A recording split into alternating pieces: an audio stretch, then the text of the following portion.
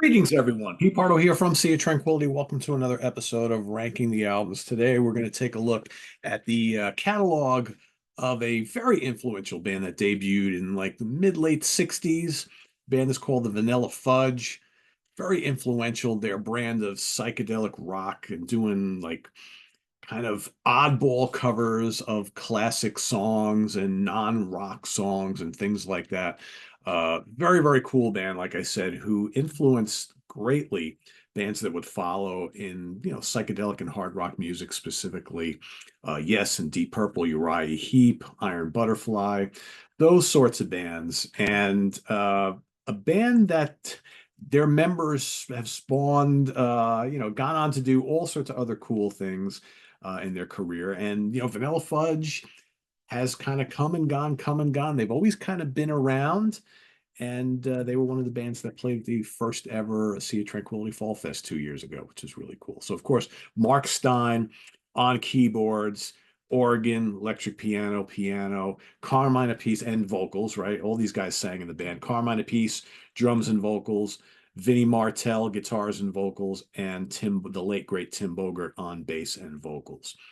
We got to see the surviving three played at Sea of Tranquility Fall Fest, which was really cool. I had a chance to meet all of them, and depending on it's a weird catalog, right? Because you have the initial four records that they did. So their first album came out in, oh geez, what was that? 1967. So between 1967 and 1969, they released a flurry of albums, and by 1970, they basically broke up. And of course, if you know the history, of course, you got two of the guys who went on to form Cactus, right? And then Beck Bogart and Appice and various guys in this band went on and did all sorts of other things before they kind of came back together again in the 80s, broke up again, came back together in the 90s, and they've been sporadic ever since. But they have a whole host of albums, live albums, re-recordings albums, greatest hits albums, just all sorts of weird things, full on covers albums. But when you really look at their career, especially early on, they did a ton of covers anyway. Their debut album is mostly covers as it is. So like I'm in this instance, I'm going to include some of the covers albums they did, especially the more recent times, but I'm not going to include albums that they did, which were basically just them going and re-recording some of their old songs and the covers that they did made famous back in the day, re-recording them again or playing them live or doing these orchestral things. There's all sorts of that nonsense. There's no real reason to kind of include all of that in the ranking, but I'm going to cap all the original albums, the couple reunion albums, and a couple of the more recent covers albums, which are actually them covering material they haven't covered before. It's confusing, I know. Bear with me here. So we're going to go, and so I've got in total 8 records that I'm going to rank here today. So let's start with my number 8, and I have half of them, the other half I don't have physical copies of. The first coming in at number 8 is going to be their 6th album from 1984, their first album in 15 years. It is called Mystery. So this one, when it came out, like I said, they hadn't released the studio album since late 1969. So first in quite a while. You've got Carmine Appice, Mark Stein, and Tim Bogert on board with this album. Vinnie Martell makes an appearance, but he doesn't really play guitar. They've got a whole bunch of guests doing all sorts of things on here, lots of different guitar players plopping in solos, but it's a very synth dominated album. 1984. It sounds like it came from 1984. I had never heard this until I was getting ready to do this ranking, and you'd be hard pressed to tell this is a Vanilla Fudge album. There's no organ from Mark Stein anywhere on here. It's very like AOR melodic rock. None of those crazy, organ soaked heavy guitar multi-part vocal harmony things that Vanilla Fudge is known for. None of that stuff's here whatsoever. Golden Dreams kickoff track, that's pretty good. They do a cover of Walk On By, which is pretty decent. Other than that, the rest of it, especially the original stuff, it's just horrible. It's synth-dominated AOR, pretty boring, pretty unmemorable. So yeah, this was an easy number 8. Easy number 8. I would say avoid this one at all costs. There's really not much redeemable about it at all. Number 7. I'm going to go with their second album from 1968, The Beat Goes On. So this, of course, followed their debut album, which was enormously popular. and then they kind of totally change course for this. So it's a really different. It's mostly all original material. You got some voice snippets and things here and there on one of the long suites. It's mostly like these long suites and kind of like it's like almost like sci-fi music type stuff. One of the long suites later on the album has they do little snippets of a bunch of Beatles songs, but otherwise it's very much in this kind of like psychedelic proto prog style. There's some cool stuff on here. I mean, there's some incredible piano work from Mark Stein in spots, a lot of organ textures. Carmine's drums are excellent throughout, but just be prepared. Musically, it's pretty out there.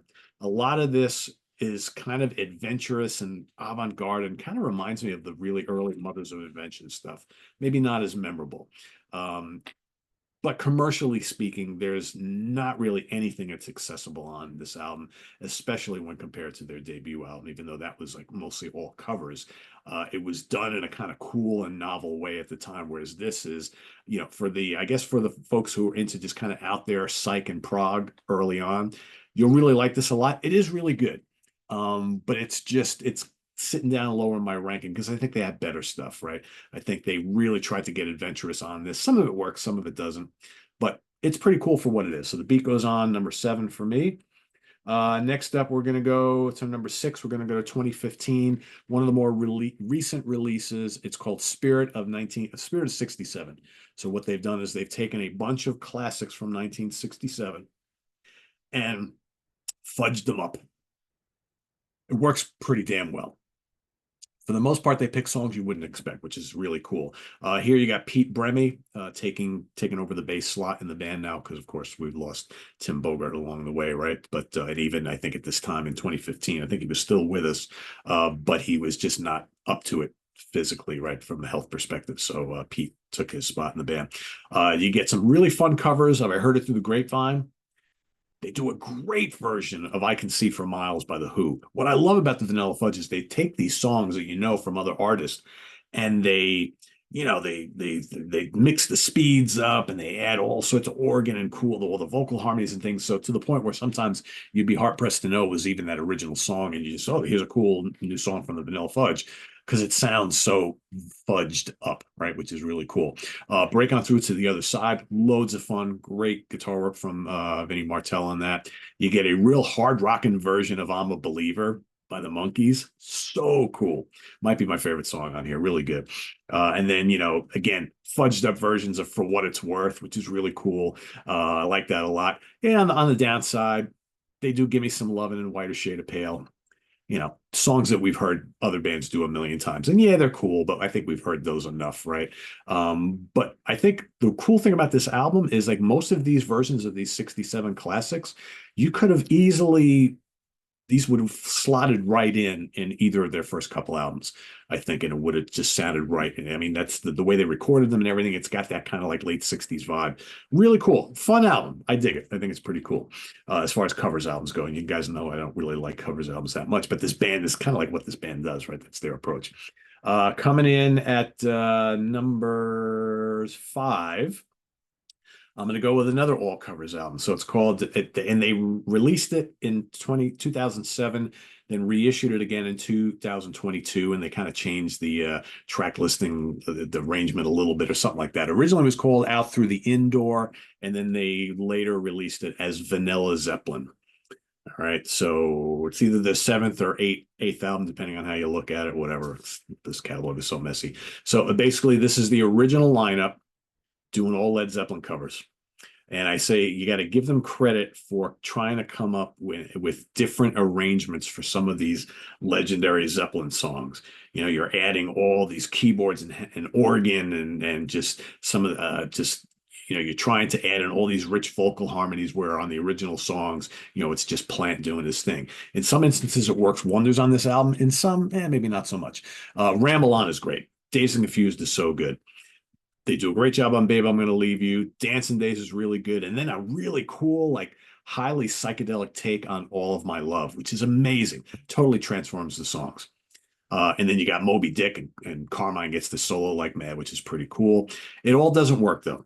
I think Immigrant Song is pretty terrible, mainly because they're trying to replicate those high-pitched Plant screams. Doesn't quite work. It's kind of painful to listen to. And there's a couple other tracks that are okay, but they don't really improve on or do anything drastically different. But for the most part, this is pretty fun.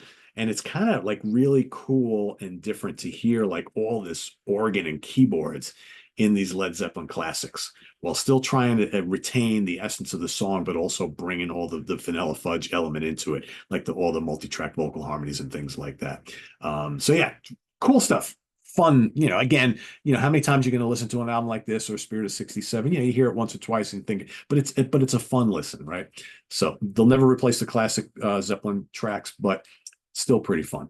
So that's my number 5. My number 4 is going to be from 1969, their 5th album. So they released 5 albums, I'm sorry, before they broke up. It is Rock and Roll. All right, put it on the back there. So this is a mix of covers and originals. They were starting to incorporate a lot of original stuff in their repertoire at this point. It opens up with Need Love, which is a blistering hard rocker. Killer guitars from Vince and great electric piano and organ from Stein. And you got Carmine bashing away underneath. Big bass grooves from Tim Bogert on this, which would foreshadow a more pronounced bass role that he would take on in Cactus in a very short period of time going forward, as well as Beck Bogart in the piece, right? Because his bass very high in the mix in both of those bands. Not as much in Vanilla Fudge, but you're starting to hear it later in the career of Vanilla Fudge. Before they would break up. What else we got here? Lord in the Country, more of a straight ahead rock song, but it's got a little bit of Grand Funk Railroad to it a little bit. Good soulful vocals. I Can't Make It Alone, another high energy rocker. Again, reminds me of the Grand Funk stuff. A little bit less keyboards on some tracks on this album. Street Walking Woman. Here you got Mark Stein's keyboards coming back in full force, that heavy dripping organ sound, which I always love from him. Good hard rocker. Church Bells of St. Martin's, kind of blending psychedelic pop and classical, which I think is pretty cool. The Mind Mills of Your Mind, Mind Mills, not windmills, the Mind Mills of Your Mind. It's like a really long psychedelic piece. Got haunting organ, great vocals. Though at 9 minutes might be a little too long. Kind of meanders a little bit. And then you got the closer. You've got to Make a Fool of Somebody. It's also pretty good. Screaming guitar solo from Vince Martell, nice organ. Overall, this is a pretty solid record. It's just the songs aren't quite as memorable as some of the stuff that came before it. And then a couple are a little bit on the meandering side. But the last album before the breakup, still pretty good, I think. And that comes in at number 4 for me. Number 3 is going to be, and for me, the top 3 are pretty excellent, although Rock and Roll is good as well. But Near the Beginning, their 4th album from 1969. Cool. Got some live shots band on here. Just 4 tracks. And it includes the side long break song, which takes up all of side 2. So you got 3 tracks on side 1. And break song was recorded live, I think in Los Angeles, I think something like that. Opens up with Shotgun. Just kicks all sorts of ass. Might be the heaviest song they've ever done. It's probably my favorite song from them. Just so good. You got, Vince Martell delivering some really cool metallic riffing. Carmine just pounding away underneath. Great song. Then you got Some Velvet Morning, which is a totally psychedelic song. Some big, huge doomy bass from Tim, which is really cool. Simmering organ, lethal guitar solos from Martell. Really like that a lot. And then Where Is Happiness is up next. That's kind of creepy, kind of psychedelic, like that. Maybe not the strongest song on side 1, but still pretty good. And then you got, like I said, the break song on 23 minutes long, taking up all of side 2. That's, allows for all sorts of solos and jamming and things like that. It's kind of like this bluesy, psychedelic romp, drum solo, guitar solo, bass solo, everybody solo, organ solo, the whole 9 yards. I think this is a really cool album because it shows off the chops of the band. And you got a couple really good songs. The break song for some people might be a little overindulgent. I get it. But man, Shotgun and Some Velvet Morning are kick ass. And Where Is Happiness is really cool too. So good album. Comes in number 3. Number 2, here's where I may surprise people a little bit. I'm going to go with the debut album, Vanilla Fudge from 1967 as my number 2. Mostly extended covers here, plus a few short instrumentals. They got that whole Illusions of My Childhood, part one, part two, part three, kind of blended in there. They're all pretty short in between all these covers and things like that. All these covers are played at kind of like half speed, so it's almost like the Doom versions of some of these like pop and R&B and soul songs and whatnot. It's very bizarre, but it works. It really works. I mean, the whole album is soaked in organ and, Martell's like gnarly guitar licks and riffs. And then, like I said, you got the whole band is singing like these vocal harmonies. So you got these, I'm telling you, it's like Yes and Purple and Uriah Heep and Iron Butterfly. All these bands borrowed from this. I mean, so influential. You got Stein's like great organ on People Get Ready, which is like totally like slowed down to a crawl. Very, very cool stuff. The outstanding Keep Me Hanging On, right, which was a big hit for the band. That's amazing. That's amazing. I mean, it's their most popular song, obviously, that they did. It's not their song, but it's just so well done, and it's just haunting, and the organ and the guitars. It's just so good. You get She's Not There. Again, more great Mark Stein organ on that. It's pretty heavy, actually, really haunting sounding. Bang Bang, loads of fun, big, rousing, rocking. Take Me for a Little While, that's pretty cool as well. You probably know all these song titles, right? I'd argue that the Beatles covers aren't all that great. Ticket to Ride, Eleanor Rigby, they're obviously they're my least favorites on here. It's tough to do Beatles covers well. And again, they're doing these really weird and like I said, slowing them down a couple steps, and it's just a little weird to hear these songs in this fashion, right? But it's okay. But I think Eleanor Rigby is kind of cool because it's got this just really kind of creepy psychedelic vibe, which I think sort of works, sort of. Interesting concept here. I like how all at times too they inject a little bit of classical influence on some of these, like rock meets classical, which again predates like the Nice and Emerson, Lake and Palmer. Pretty kind of cool here. And so I think, this band just so influential to a lot of other bands that came afterwards. And my number one, which to me, I think is easily my favorite here, and that's Renaissance from 1968, their third album. Mostly all original songs this go around, right? So we're messing with the formula a little bit here, but I think it works, and I think their original stuff is really good. You got the opener, "The Sky Cried When I Was a Boy," total crusher, 7+ minutes long, killer proto prog, proto metal classic, big psychedelic, heavy psych riffs, loads of fuzzy organ, big bass, busy drums, so good. Then you got the Atmospheric Thoughts. That's just a really cool heavy psych rocker. It's kind of smoldering again. Deep Purple, Uriah Heep, totally influenced by this kind of stuff. I think Mark Stein's organ is absolutely haunting on Paradise. Great song.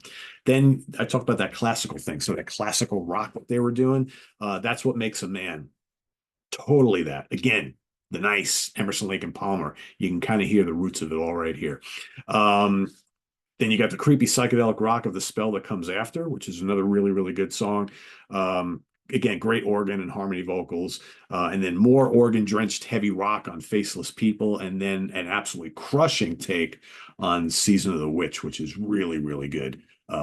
Really, really good. This, to me, is their strongest album, start to finish. And while they may have a couple tracks on some of the other albums that are among my favorites, I think this is just so solid, start to finish. Great mix of a couple covers and mostly original material. And Season of the Witch is one of their more notable tracks as well. But yeah, just really, really good. I would say, right off the bat, if you're looking to get into this band, just get these three right off the bat. That's what you need. You get these three and you have like the nuts and bolts of the Vanilla Fudge. But I would say definitely also get Rock and Roll too, because that's more song based. The second album is a weird oddity. Might not be for everybody, for you proggers out there. The second album is probably the most appealing to fans of progressive rock. But for the folks who want more kind of song-based stuff and covers and things like that, which is what Vanilla Fudge is all about, I would steer clear of the second album for now. The beat goes on, but all sorts of fun stuff in this catalog. So if you are a fan, let us know what you think down in the comments below, and put them in the order that you prefer them. or maybe just pick your top 3 or 4 or 5 or whatever. But a very, very cool band, very, very influential band. And for fans of organ-drenched psychedelic heavy rock, can't go wrong with some of those early albums. They're really good. So thanks for watching, everybody. Visit us on the web at www.seatranquility.org. We're on Facebook. We're on YouTube all together all the damn time. Please subscribe if you haven't already and click on that notification bell so you get alerted of all of our content as a post. And please do hit the like button before you leave. Also down below, we got the links to our Ko-Fi page for channel donations, our merch page, our Cameo page, and you'll find the link to join up for channel memberships. We got that as well. So thanks for all your support there. Greatly appreciated. And we'll see you soon here with more stuff. Ranking the albums will be back next week. I'm not quite sure what the band will be yet. That's to be determined. There's a lot kind of in flux right now. So I may or may not be able to get together with a co-captain to do another dual ranking. It might be something that I can do myself fairly quickly, seeing as a lot of stuff that I have going on right now, but we'll see. I'll announce it over the next couple of days. So stay tuned for that. I am Pete Pardo. Thanks for watching, everybody. Take care. Bye-bye.